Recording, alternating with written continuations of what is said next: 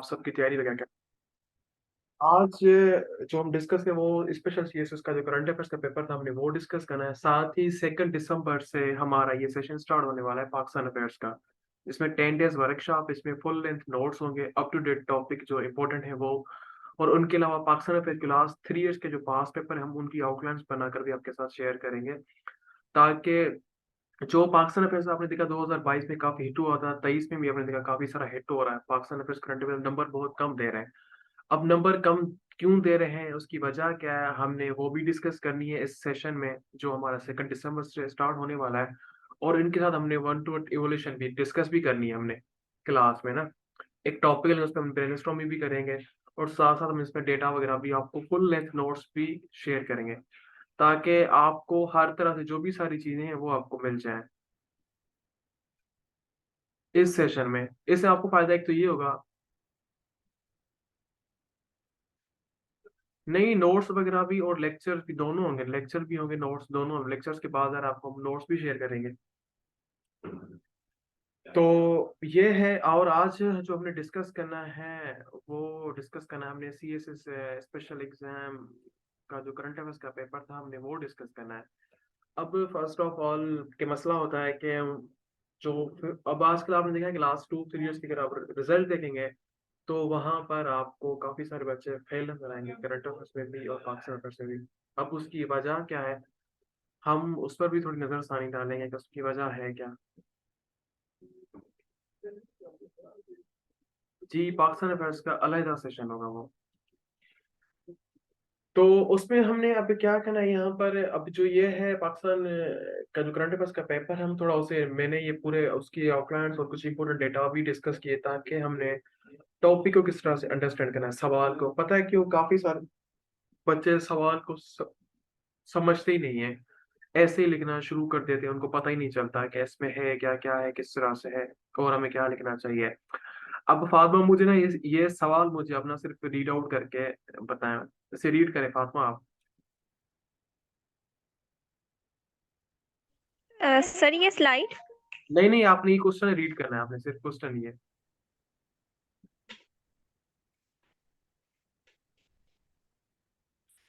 Question कौन से वाला सर? ये जो नहीं रेड में लिखा क्वेश्चन नंबर 2, ये पूरा अपने एक सेकंड एक सेकंड। मैं शायद वो आपके पास स्क्रीन नहीं आ नहीं रही है, ये आ गई यहाँ पर। मेरे पास नहीं शो हो रही स्लाइड ये जी, वाली। जी, जी। अब ये देखो ये है ना, आप क्वेश्चन नंबर 2 आपने इसको रीड आउट कर लेना है। अब देखो मसला, एक सेकंड, मसला क्या होता है, मसला ये होता है कि बच्चों को समझ भी नहीं आता ये सवाल है क्या, सवाल में हमें क्या क्या लिखना चाहिए। तो आप इस सवाल को रीड करें, ताकि फिर इन पे हम डिस्कस करते हैं थोड़ा सा। Pakistan's economy is currently under severe stress with low foreign reserves and depreciating currency and exponentially high inflation. What measures can be taken in the short and medium terms to stabilize the deteriorating economic conditions? अब देखो first of all मैं ऐसे में भी यही कहता हूँ, paper में भी यही कहता हूँ कि जब तक आप सवाल को नहीं समझेंगे तब तक आपके लिए मसला होगा, मतलब आप अंडरस्टैंड नहीं कर पाएंगे। फर्स्ट ऑफ ऑल आपने सवाल को समझना है कि सवाल में वो कहना क्या चाहता है, सवाल की डिमांड क्या है करंट अफेयर्स की, ठीक है। अब उसने पूछा कि पाकिस्तान की जो करंटली इकोनॉमी है वो बहुत स्ट्रेस लेवल पे है। एक तो हमारी जो फॉरेन रिजर्वेशन वो बहुत लेवल लेवल पर चल रही है, और साथ ही हमारे पास करेंसी का बहुत बड़ा इशू है। उसके अलावा इन्फ्लेमेशन भी बहुत ज्यादा इंक्रीज हो रहा है। तो इस पे हमारे मैयर्स कौन कौन सी शॉर्ट टर्म और मिड टर्म जो है वो किस तरह से इकोनॉमी को स्टेबलाइज कर सकते हैं, स्टेबल कर सकते हैं, और जो हमारी कंडीशन है, ठीक है। अब यहाँ पर क्या कहते हैं, उसने कितने मतलब वो डायमेंशन दिए हैं सवाल को अटेम्प्ट करने के लिए, साइमा मुझे बताएंगे आप।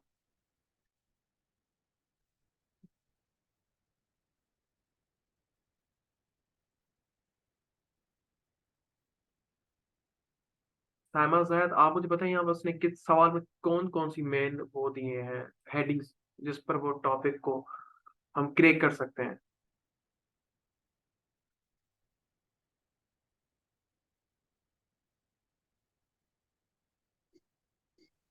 जी बिल्कुल।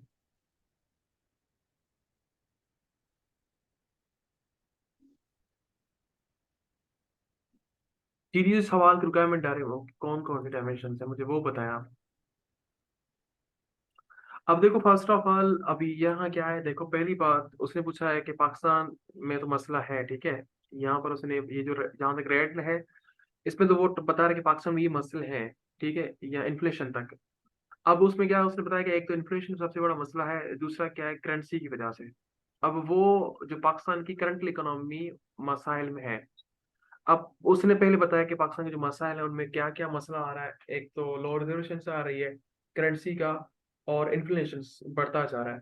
एक ये अब कह रहा है इनकी हमने मैयर्स कौन सी लेनी है, मैयर्स का मतलब शॉर्ट टर्म प्लानिंग कौन सी है, long term mid term planning कौन कौन सी है, हमने वो बतानी है। अब जब हमारे पास सवाल आइडेंटिफाई हो गया तो हमने फिर सवाल को ये पहले हमने इंट्रोडक्शन में क्या बताना है। अब जब भी आपने इंट्रोडक्शन लिखना है तो पहले आपने पाकिस्तान इकोनॉमी की जनरल बात बतानी। जैसे मैं यहाँ कहता हूँ कि Pakistan is the day of birth, Pakistan जब से आजाद हुआ, तब से पाकिस्तानी इकोनॉमी के मसलों को, चैलेंजेस का सामना ही कर रहा है। ठीक है, इस तरह से आपने कोई क्या कहना है सेंटेंस डाल देना है कि पाकिस्तान जब से आजाद हुआ तब से वो डे ऑफ बर्थ से लेकर चैलेंजेस का सामना कर रहा है, ठीक है। उसके बाद फिर आपने जो इसके चार पांच कंपोनेंट्स थे सवाल के, आपने वो बताने हैं इंट्रो में। देन आप पे उसकी मैयर्स फिर बताने हैं कि मैयर्स कौन कौन सी है। इंट्रो में आपने ये बातें करनी, पहले आपने थोड़ा जर्नल लिखकर देन जो टॉपिक की मेन डिमांड उसमें तीन चार चीजें दी हुई हैं हमने वो लिखनी है। उसके बाद उसके जो मैयर्स हैं और शॉर्ट टर्म है हमने वो लिखने हैं। ये तो हमारा हो जाएगा एक इंट्रो, ठीक है। इंट्रो में हमने ये सारी बातें हमने यहाँ पर कर दी हैं, ठीक है। उनके अलावा दूसरी यहाँ पर इंपॉर्टेंट बात क्या है, यहाँ पर दूसरी यहाँ पर जो मेन बात है वो क्या उसने बताया कि अब हमने देखा इकोनॉमी चैलेंजेस कौन कौन से हैं।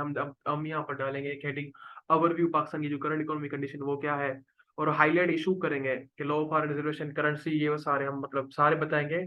इस मेन हेडिंग में हम बताएंगे जो कि करंट सिचुएशन में जो सारी चीजें आ रही है हमने इस पे डिस्कस करनी है हमने यहाँ पर, ठीक है। इसमें बता देंगे पाकिस्तान की कौन कौन सी सारी वगैरह इशूज हैं वो सारे हमने हाईलाइट कर दिए, ठीक है। देन हम कहेंगे पाकिस्तान किस तरह इकोनॉमी स्टेबल हो सकती है, ये हमने यहाँ पर किस तरह से हो सकती है हमने फिर ये हाईलाइट हमने करना है। मतलब मैं इस हेडिंग में हमने क्या देना है, जो करंट सारे इश्यूज हैं जो हमारे पास जो सवाल में उसने रिक्वायरमेंट दी हमने वो बतानी करंट सिचुएशन में। देन उसका relation between economic stability and national development.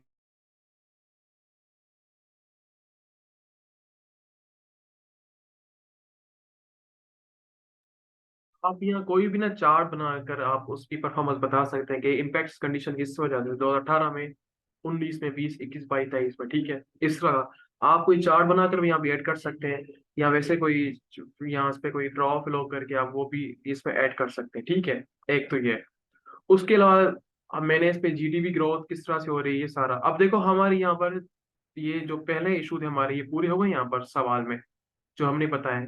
Economy issues ये आ गए, इंटरव्यू इंट्रोडक्शन हमने दिया, ठीक है।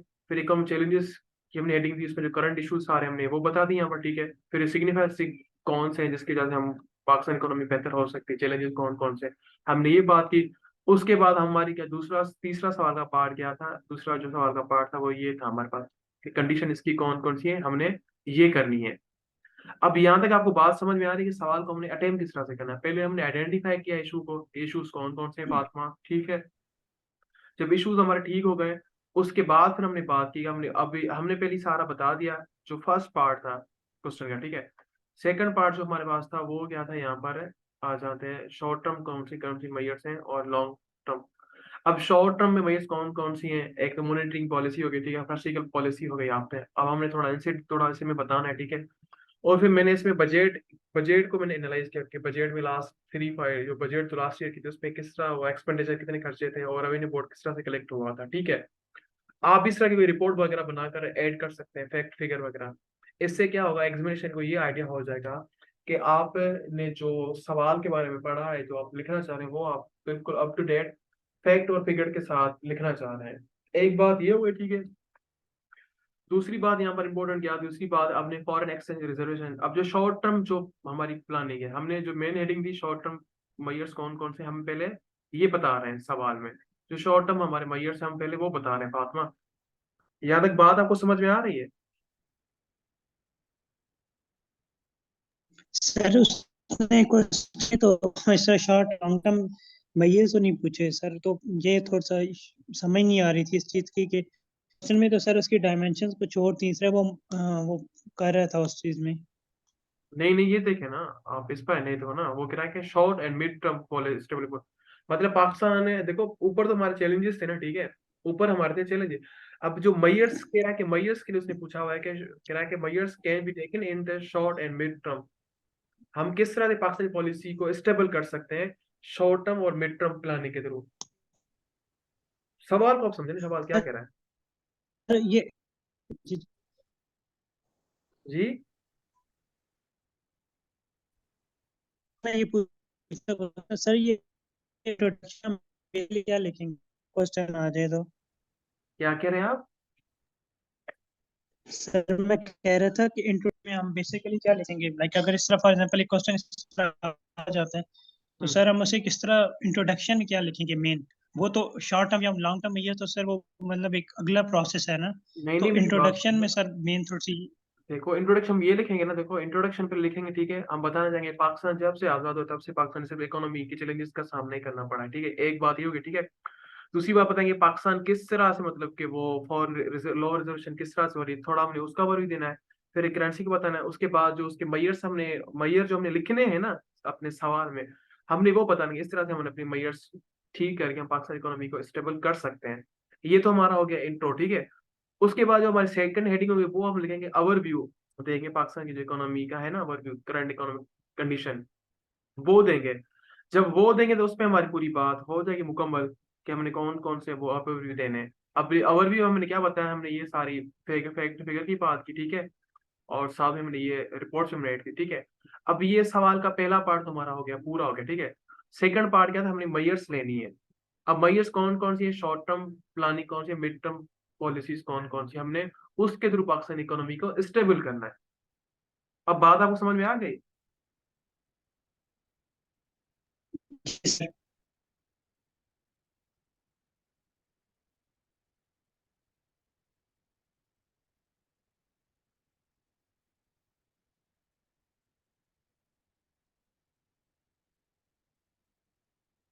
चलें हम आगे चलते हैं। अब यहाँ देखो, यहाँ आगे शॉर्ट टर्म पॉलिसी में क्या कौन कौन सी पॉलिसी ऑप्ट करनी है जिससे पाकिस्तान इकोनॉमी बेहतर हो सकती है। अब फर्स्ट ऑफ ऑल के मॉनेटरी पॉलिसी में हमने क्या लिखना है, लिखते हैं कि ये, और जो फिजिकल पॉलिसी जो है उस पे हमने किस तरह से टेम्परेरी सब्सिडी क्या देनी है, किस तरह से देनी है, ठीक है, हमने ये हेडिंग डाली है। उसके अलावा फिर फॉरेन एक्सचेंज रिजर्वेशन हो गई आपकी, ठीक है। इम्पोर्ट एक्सपोर्ट बैलेंस हमने रखना है, ठीक है। उसके अलावा फिर आ जाता है मिड टर्म पॉलिसी। अब एक शॉर्ट टर्म पॉलिसी हमने बता दी यहाँ पर, ठीक है। उसमें हम फैक्ट फिगर भी, जिस तरह मैंने यहाँ पर ये फैक्ट्स ऐड किए यहाँ पर, ठीक है, आप भी इस तरह से रिपोर्ट्स वगैरह ऐड कर सकते हैं ताकि आपकी बात बिल्कुल अथेंटिक और वैलिड बात प्रूफ हो जाए। उनके अलावा क्या, इंपोर्ट और एक्सपोर्ट बैलेंस किस तरह से हमने करना है, ठीक है। देन आ जाते हैं आप मिड टर्म जो पॉलिसीज जो मैयर्स है वो कौन कौन से हैं। अब उसमें स्ट्रक्चरल रिफॉर्म हो गया, इन्वेस्टमेंट क्लाइमेट हो गया, और सोशल सेफ्टी नेट्स हो गया, ठीक है, और इंस्टीट्यूशनल स्ट्रेंथिंग हो गई आपकी, कि कौन कौन सी है किस तरह से, ठीक है। देन हमने फिर कंक्लूजन लिखना है, और उसमें कंक्लूजन फ्यूचर आउटलुक क्या होगा पाकिस्तान, हमने वो, और साथ में रिकमेंडेशन दे देनी है। तो ये आपका पूरा सवाल अटेम्प हो जाएगा।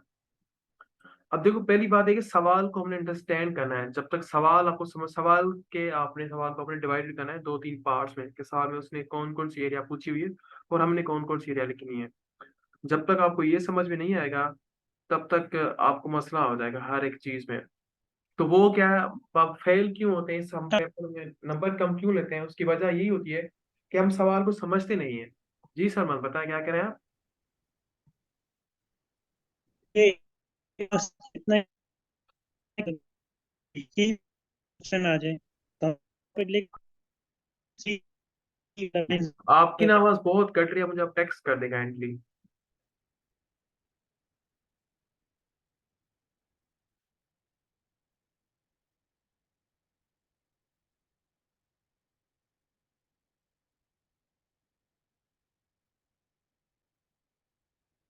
तकलेन, आपको आवाज मेरी आ रही है?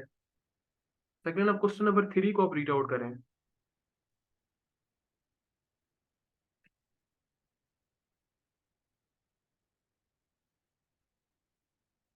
देखो सरमद, हाउ मेनी लाइंस तो मैं नहीं कह सकता, लेकिन कम से कम जो आपकी पेजेस है ना, वो आपके जो पेजेस होने चाहिए। देखो एक पेज की दो से तीन, दो साइडें होती है, ठीक है, लेफ्ट और राइट साइड, ठीक है, मतलब दो शीटें। आप कम से कम मतलब एक तो डिपेंड करता है सवाल पे। एवरेजेबल जो हमें शीटें लिखनी होती है, वो हम 6 से 7 शीटें लिखते हैं, 6 से 7 शीटें लिखते हैं हम एक सवाल को अटेम्प्ट करने के लिए। बाकी कंडीशन होता है सवाल की, कंडीशन कितने हैं, सवाल लेंथी हो जाता है या नॉर्मल सवाल हो जाता है, वो फिर सवाल पे आ जाता है आपकी बात। मैक्सिमम 7 एवरेजेबल होती हैं आपकी सवाल को अटेम्प्ट करने के लिए। जी आयशा, इस सवाल को आप क्वेश्चन नंबर 3 को भी आप पढ़े हैं, फातिमा, बल्कि। Since Pakistan has been problems of facility, absence of national grids, in detail are linked impact the so developed country.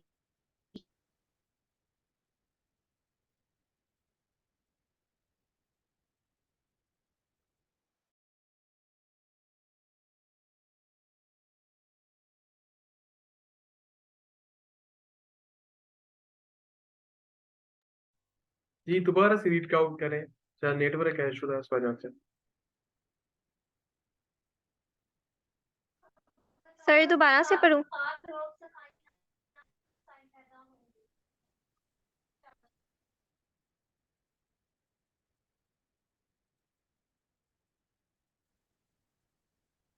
Question दोबारा।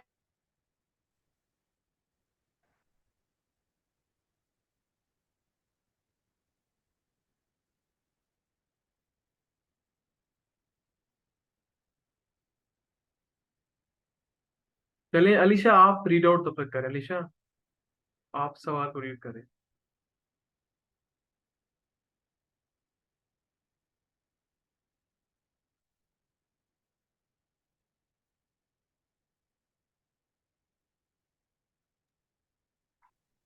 Since its birth, Pakistan has been struggling with the problems of governance largely caused by democratic instability, corruption, lack of accountability, and absence of institutional reforms. Discuss in detail the linkage and accumulated impacts of these factors on economic development of the country. ठीक हो गया। अब देखो, first of all मैंने वही बात की, जब तक आप सवाल को अच्छे से अंडरस्टैंड नहीं करेंगे ना अलीशा, तब तक आपको बात समझ में नहीं आएगी। तो आपने पहले सवाल को आइडेंटिफाई करना है। अब सवाल में उसने क्या पूछा कि जो प्रॉब्लम्स ऑफ गवर्नर्स के हैं, जिसकी जैसे मतलब प्रॉब्लम्स कौन से हैं, problem governors largely causes causes.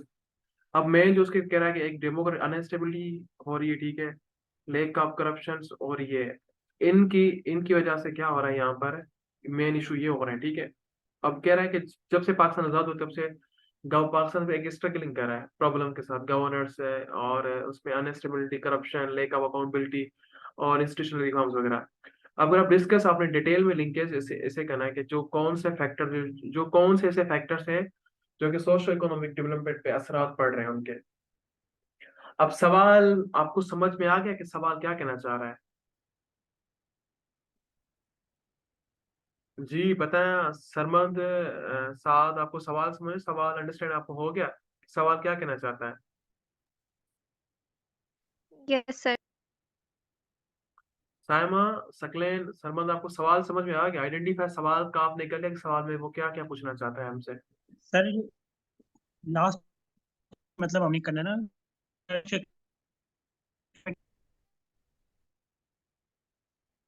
Sarmad आपकी आवाज बहुत कट रही है, आप टेक्स्ट यूज करें काइंडली।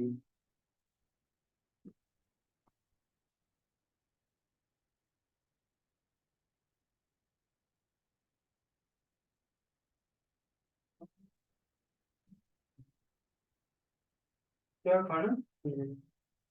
खाना यार अभी तो शहर ही पड़ा हूँ।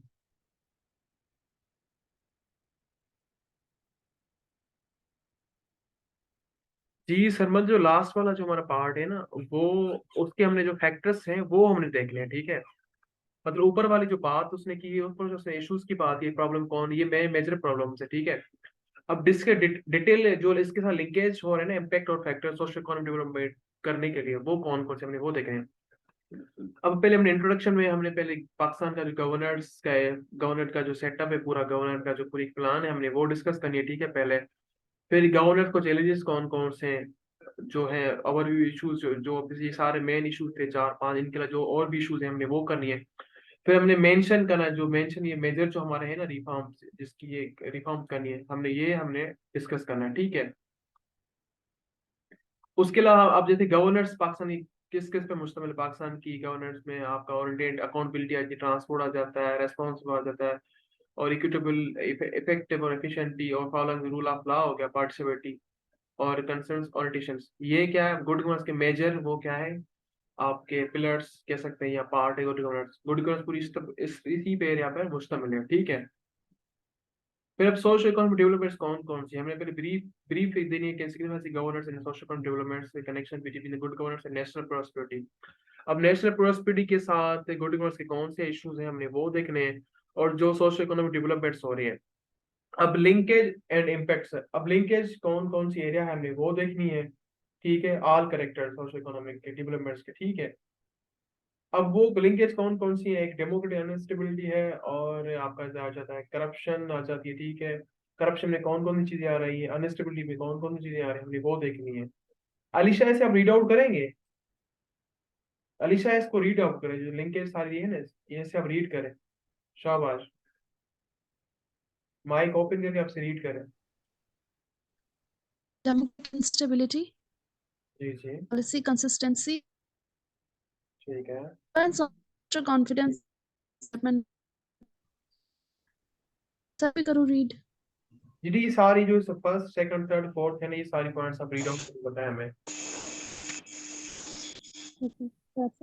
Draining of national resources and inhibiting fair distribution of wealth, deterioration of institutional efficacy and public trust, lack of accountability,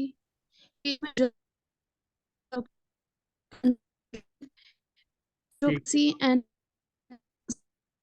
inequality, institutional reform, restriction on adaptability and modernization structure, hindrance to optimal policy implementation and public service delivery. ठीक, अब जी देखो, miss। जी जी जी, अब देखो linkage impacts कौन से थे, Democrat instability थी, corruption की वजह से कौन कौन नुकसान हो रहे थे, लेक ऑफ अकाउंटेबिलिटी की वजह से कौन से हमें इम्पैक्ट्स पड़ रहे थे, ठीक है, और जो इंस्टीट्यूशनल रिफॉर्म्स हैं उनके एब्सेंस जो है हमारे पास है, जो इनकी वजह से कौन कौन नुकसान हो रहे हैं, ठीक है। अब हमने क्या किया, लिंकेज किया, लिंकेज और लिंकेज के साथ हमने इम्पैक्ट्स बताया कि इस वजह से ये इम्पैक्ट्स पड़ रहे हैं, हमारी जो डेवलपमेंट्स वगैरह है उस पर कौन कौन से इम्पैक्ट्स पड़ रहे हैं, हमने वो देखे हैं। हमने पूरी ये इम्पैक्ट्स वगैरह देख लिए, ठीक है।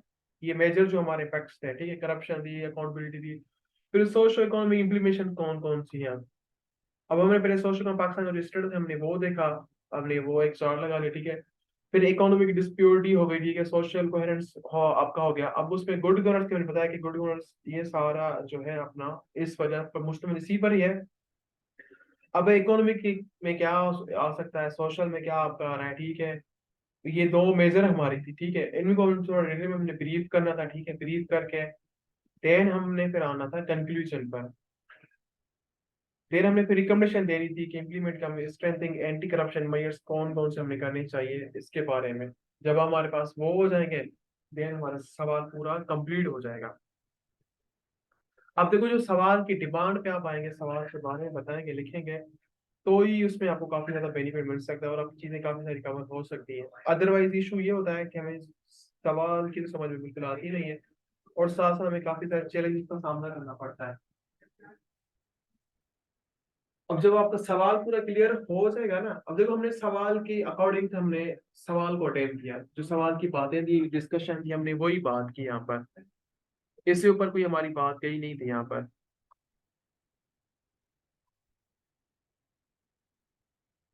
अब इसका एक और सवाल हम नीचे देखते हैं जो काम का है। हाँ, अब हम ये सवाल क्या, what are the critical issues in Afghanistan Pakistan relationship since Taliban take over Kabul in 2021। अब इसमें क्या है, देखो उसमें वो दो कंट्रीज की रिलेशनशिप की बात, अब जब रिलेशनशिप की आप बात करेंगे तो आपने पहले इंट्रोडक्शन में आपने जहां से पाकिस्तान रिलेशनशिप शुरू हुए थे, हमने वहां से लेकर टिल 2021 तक हमने बात करनी इंट्रो में, ठीक है। उसमें फिर जो इम्पोर्टेंट्स कौन कौन सी रिलेशनशिप हमने वो डिस्कस करनी है।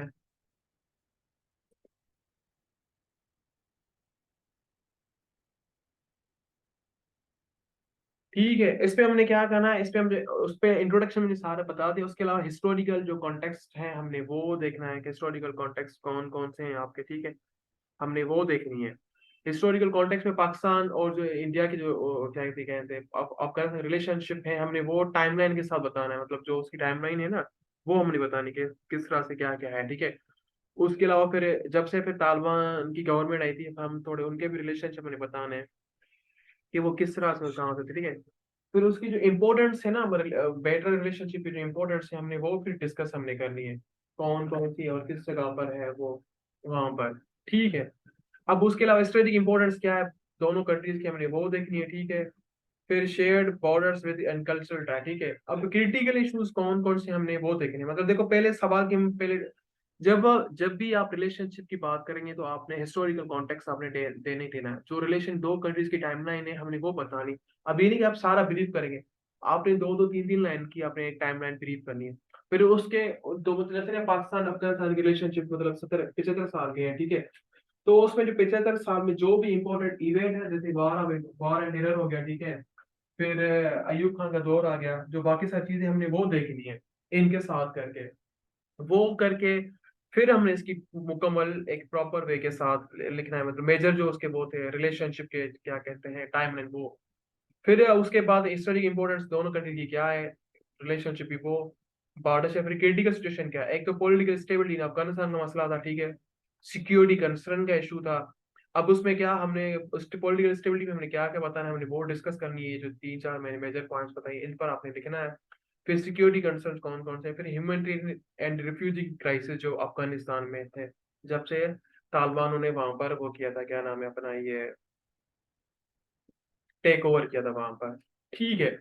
फिर उसके अलावा इकोनॉमिक चैलेंजेस कौन कौन से हैं, फिर डिप्लोमेटिक रिलेशनशिप में क्या आ जाता है, फिर टेररिज्म एंड एक्सट्रीज्म, फिर अपॉर्चुनिटीज कौन कौन सी और प्रोस्पेक्ट क्या क्या है इन दोनों रिलेशन। एक तो बेटर कॉर्पोरेशन बेहतर होना चाहिए, रीजनल स्टेबिलिटी होगी तो जाहिर सी बात आपस में ट्रेड वगैरह होगा, क्योंकि अफगानिस्तान एक ऐसी जियोग्राफिकल और जियोस्टेटिक लोकेशन में जहाँ पर अफगानिस्तान एक तो सात छह कंट्रीज का बॉर्डर लगता है, साथ उनके अलावा ये क्रॉसिंग पॉइंट है सेंट्रल एशिया से लेकर मिडिल ईस्ट के एशिया, मिडिल मतलब सेंट्रल एशिया और मिडिल ईस्ट की तरफ दोनों को मिलाने के लिए एक बाय रोड रूट है यहाँ पर। इस वजह से चाइना भी यहाँ पर इंटरेस्ट दे रहा है, रशिया भी, पाकिस्तान भी, क्योंकि पाकिस्तान इसके थ्रू ही ट्रेड करेगा ना सेंट्रल एशिया को क्रॉस करने के लिए, इनको अफगानिस्तान से जाना पड़ेगा, ठीक है। एक तो ये, फिर चैलेंजेस कौन कौन से हैं इनके पास, एक इंटरनेशनल प्रेशर्स और इंटरनल प्रेशर हो गया, ठीक है। देन हमने कंक्लूजन लिखना है, उसमें फ्यूचर प्रोस्पेक्ट क्या होंगे, और साथ हमने क्या देनी है, रिकमेंडेशन देनी है। जब भी रिलेशनशिप की बात आएगी तो आपने रिलेशनशिप में हमेशा आपने एक बात लाजमी कवर करनी है, जो मतलब एक तो आपने हिस्टोरिकल कॉन्टेक्स्ट देना है, ठीक है, मतलब जो बैकग्राउंड रिलेशनशिप है एक वो बताना है, ठीक है। फिर उनकी जो म्यूचुअल इंटरेस्ट है ना, म्यूचुअल इंटरेस्ट जो है मतलब के जिस पर वो दोनों मिलकर काम करना चाहते हैं, एक वो आपने चीजें देखनी है। दूसरा उनका जो ट्रेड और जो उनको चैलेंज, अब चैलेंजेस एक तो रीजनल होते हैं, ठीक है, दूसरा एक रीजनल होते हैं, दूसरा इंटरनल और एक एक्सटर्नल। मतलब एक्सटर्नल आपका जो ओवरऑल रीजनल पे आ जाता है, इंटरनल जो अंदरूनी मामला दोनों कंट्रीज के हैं, मतलब टेररिज्म की बात है, ट्रेड की बात है, सिक्योरिटी कंसर्न है या कोई थ्रेट है, इस हिसाब से। और दूसरी बात क्या है इसमें आपने देखनी है, उसमें आपने देखनी है क्या नाम है इनका अपना जो टॉपिक की डिमांड है, मतलब रिलेशनशिप में हमने ये चार बातें पांच बातें लाजमी आपने देखनी है। ऊपर इनके अलावा ना वो जो जैसे गवर्नेंस वाला जो हमारा टॉपिक था ना, अब गवर्नेंस में क्या था हमारे पास है, अब देखो डोमेस्टिक इशू जब भी आएगा ना, डोमेस्टिक इशू की बात आएगी, ठीक है, मतलब ये डोमेस्टिक इशू की बात कर रहा है यहाँ पर इस सवाल में, ठीक है। उसमें आपने क्या करना है, उसमें आपने देखना है कि पहले कि उसके प्रॉब्लम कौन कौन से, ठीक है, मतलब पहले आपने सवाल को पूरा अंडरस्टैंड कर लिया। अभी एक काम की बात मैं आपको बताना चाह रहा हूँ, जब भी आपका डोमेस्टिक लेवल पे पाकिस्तान के अंदरूनी पे सवाल आएगा, ठीक है, आएगा, उस पे हमने क्या करना है, उस पे हमने ये करना है कि जो उसकी डिमांड है, अब देखो हमेशा पाकिस्तान पे जो सवाल आता है वो चार चार डायमेंशन पे आता है, या तो पॉलिटिकल पूछता है, ठीक है, या इकोनॉमिकल, या फिर फॉरेन पॉलिसी भी पूछ लेता है, या फिर आपका क्या कहते हैं इनके अलावा ये सोशल पे। ठीक है, मतलब इन 5-6 डायमेंशन पे आपको कोई सवाल पूछ लेता है। अब इकोनॉमी, जैसे उसने अभी गवर्नेंस को उसने किसके साथ रिलेट किया, सोशल इकोनॉमी के साथ रिलेट कर दिया। अब आपने, अब जब आपने सवाल दी तैयार तो आपने गवर्नेंस की, जैसे गवर्नेंस की जो भी हेडिंग्स है आपने वो इकट्ठी करनी है अपने पास। इकोनॉमिक जो ओवरऑल चैलेंजेस है वो भी अपने पास सारे अपने लिख लेने। फिर जब भी सवाल आएगा, सवाल में जो चीजें वो पूछेगा हमने वो लिंकेज करनी है। जैसे यहाँ पर यार कि लिंकेज क्या क्या करना है, किस तरह से करना है। अब हमने क्या किया, हमने पहले गवर्नेंस का चैलेंजेस कौन कौन से और overview governor issues since inspection, मतलब पाकिस्तान के जब से आजाद हुआ था, पाकिस्तान को कौन कौन गवर्नेंस के इशू थे हमने वो थोड़ा ब्रीफ किया। देन हमने यहाँ पर क्या बताया था, और जो मुझे सवाल में मेंशन किया हमने उनकी बात की। ठीक है, फिर उनके साथ हमने क्या है, उसने कहा कि आपने लिंकेज करना है। अब लिंकेज हम तक करेंगे जब हमें इन चीजों का अच्छे से पता होगा, इन पर हमारे पास अच्छा सा मटेरियल होगा, तो ही लिंकेज हम कर सकते हैं। अदरवाइज यार हमारे पास वो मसले क्रिएट हो जाएंगे ना। तो जब भी डोमेस्टिक सवाल आएगा उसको आपने क्या कहना है अच्छे से प्रिपेयर करना। और दूसरी आपने रिपोर्ट्स इकट्ठी करनी, इंटरनेशनल रिपोर्ट, जैसे वर्ल्ड बैंक की हो गई, IMF की हो गई, वर्ल्ड इकोनॉमिक फोरम की हो गई, और उनके अलावा पाकिस्तान ब्यूरो स्टडी हो गई, या फिर पाकिस्तान नेशनल रिपोर्ट हो गई। इस तरह से आपने रिपोर्ट्स भी इकट्ठी करनी हर तरह की, करप्शन पे, अकाउंटेबिलिटी पे, गवर्नेंस पर, वुमेन्स पे, एजुकेशन पे, इकोनॉमिकल, ये सारा आपने एनालाइज करना है। फिर जो जो जो टॉपिक होगा, जो जो हेडिंग होगी, आपने उस हिसाब से आपने वहां पर वो चीज हेडिंग ऐड करनी है। अब आपको सवाल समझ में आ गया है कि क्या कहते हैं रिलेशनशिप में हमें किस तरह सवाल अटेम्प्ट करना है, और डोमेस्टिक पे अगर आप सवाल आ जाता है, इंटरनेशनल लेवल पर अगर कोई आपका सवाल आ जाता है, ठीक है, उसमें हमने क्या करना है। अब जैसे सवाल है ना कि चाइना, वो क्या कहते हैं सऊदी ईरान की जो रिलेशनशिप है, ठीक है, उसमें चाइना ने रीअप्रोचमेंट किस तरह से की हुई है, और यूएसए को कौन से वो इम्पैक्ट्स कौन से पड़ रहे हैं, ठीक है, डेवलपमेंट जियोपॉलिटिकल रीजन को। अब उसमें भी हमने क्या करना है, उसमें हमने पहले इंट्रोडक्शन लिखना है। अब इंट्रो में आपने जो आप पूरे सवाल में लिखना चाहते हैं बात, वो आपने बतानी है। अब सवाल की जो मेन हेडर्स हैं, जो मेन पॉइंट है, आपने वो बतानी है यहाँ पर। ठीक है, फिर डिप्लोमेटिक किस तरह से चाइना ने किस तरह से अप्रोच रीअप्रोच किया ईरान, सऊदी और ईरान को, हमने वो बताना है। फिर significant development additional 10 middle east region.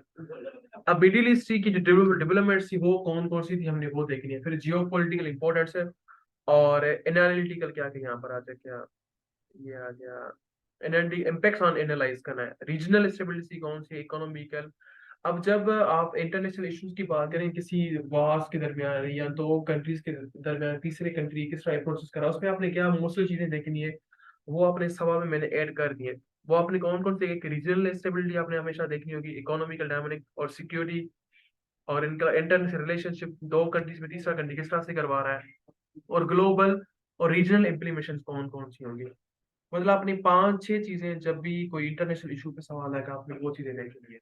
एक रीजन पर इम्पैक्ट कौन से पड़ेंगे, चैलेंजेस कौन कौन से होंगे, ठीक है, रीजन में कौन कौन सी चीजें एरिया आ रही हैं आपकी, आ रही है, एक इंटरनेशनल रिलेशनशिप आ रहा है, सिक्योरिटी इशू आ रहा है, इकोनॉमिकल और रीजनल, ठीक है, और ग्लोबल और रीजनल इम्प्लीमेशन कौन कौन सी होंगी। ठीक है, उसमें ग्लोबल पावर होगा, रीजनल डेवलपमेंट्स होंगी आपकी होगी, और इनके अलावा आपका जाता है potential impacts on arm sales, military military का भी।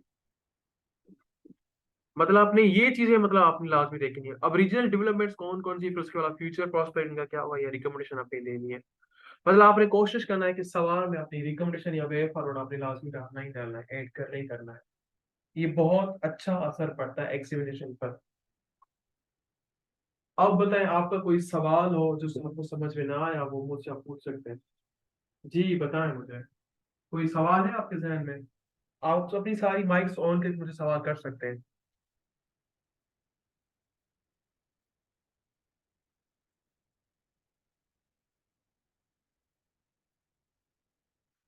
लास्ट वाली कौन सी आप मुझे पॉइंट कह रहे थे सर, मुझे बताएं थोड़ा, तो मैं वो रिपीट करूं। हाँ देखो, पॉइंट का मतलब आपने देखो ना, ग्लोबल रीजनल जो, हाँ आपने हर एक सवाल में आपने वे फॉरवर्ड ऐड करना ही करना है, वे फॉरवर्ड या रिकमेंडेशन। अब देखो मैंने 4-5 सवाल मैंने आपको रीड आउट कराया, हर एक में रिकमेंडेशन की थी। रिकमेंडेशन ये होता है कि एक आप एक अच्छा तासुर पैदा होता है एग्जामिनेशन पेपर पे कि बच्चे ने बहुत अच्छा पढ़ा है, और पूरे सवाल को फिर कंप्रेसिव करके उसकी रिकमेंडेशन फ्यूचर दे रहा है कि ये इस तरह होगा तो और रिलेशनशिप इन दोनों के बेहतर हो सकते हैं या और मसाइल बेहतर हो सकते हैं, इस तरह कुछ करके। जी, जो एक्सटर्नल को अटेक्ट करता हूँ। जी अलीशा, ये ग्रुप में मैं साथ ही ये रिकॉर्डिंग लेक्चर भी मैं अपलोड कर दूंगा ताकि आप दोबारा उसे सुन सकते हैं अच्छे से करके, ताकि और आपने बाकियों को भी शेयर करना है ताकि बाकी भी एस्पायरेंट से फायदा लें, और मैं ये ग्रुप में भी शेयर कर दूंगा आप सबके साथ फाइल भी। और इंशाल्लाह हमारा 2 दिसंबर से हमारा पाकिस्तान अफेयर्स का सेशन स्टार्ट होने वाला है। अगर कोई वहाँ उस पर एडमिशन लेना चाह रहा है तो वो मुझसे कांटेक्ट कर सकता है। उसकी रजिस्ट्रेशन ओपन है और उसकी फीस भी बिल्कुल नॉर्मल ही है।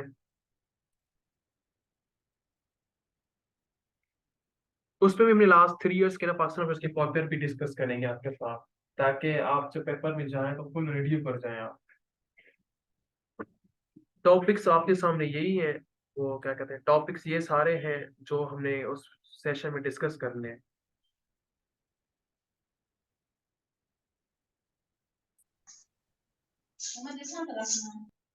जी